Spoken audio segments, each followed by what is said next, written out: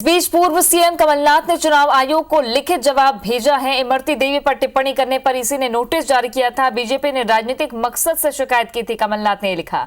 BJP ने बयान को गलत संदर्भ में पेश किया। हार के डर से मुद्दों से ध्यान भटकाने की शिकायत कमलनाथ ने की है। सीएम रहते मैंने हमेशा नारी सम्मान को पहली प्राथमिकता दी है। तो ये कुछ बिंदु हैं जो उनके जवाब के हैं। पूर्व सीएम कमलनाथ ने चुनाव आयोग को लिखित जवाब भेजा है। इलेक्शन कमीशन ने कमलनाथ के बयान को संज्ञान में लेते हुए उनसे जवाब मांगा था, नोटिस भेजा था और अब नोटिस का जवाब देते हुए कमलनाथ ने कहा है कि राजनीतिक मकसद से बीजेपी ने शिकायत की। विजेंद्र जुड़ गए हैं ज्यादा जानकारी के साथ में। विजेंद्र, कमलनाथ ने जवाब भेजा और वही बात जो वो पहले भी कह चुके हैं। जी हाँ, लगातार वही बात दोहराई है। आयोग के सामने भी पूर्व सीएम कमलनाथ ने ये कहा कि 40 साल का उनका निष्कलंक राजनीतिक करियर रहा है जिसमें किसी तरह के आरोप उन पर नहीं लगे।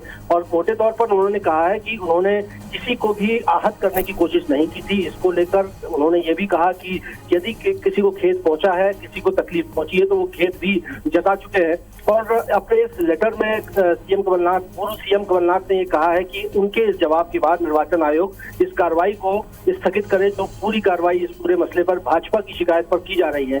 मोटे तौर पर इस विस्तृत जो जवाब पूर्व सीएम कमलनाथ की ओर से दिया गया है, उन्होंने कहा है कि भारतीय जनता पार्टी ने राजनीतिक मंशा से ये शिकायत उनके खिलाफ दर्ज करवाई है और उन्होंने ऐसा कुछ नहीं कहा जैसा कि बताया जा रहा है और गलत संदर्भों में उनके बयान को तोड़ मरोड़ कर पेश किया गया है।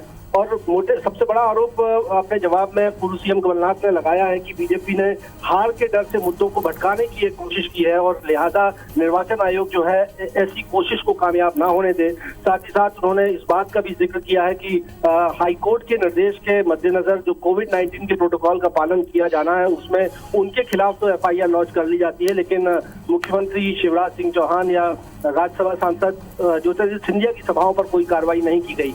तो इन लिखित जवाब में पूर्व सीएम कमलनाथ के लिखित जवाब में उन्होंने अपने ऊपर लगे आरोपों का खंडन किया है और निर्वाचन आयोग से ये कहा है कि अब इस कार्रवाई को स्थगित करें।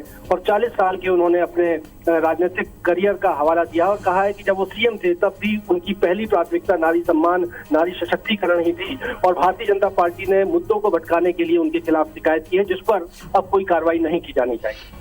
शुक्रिया आपका विजेंद्र जानकारी के लिए।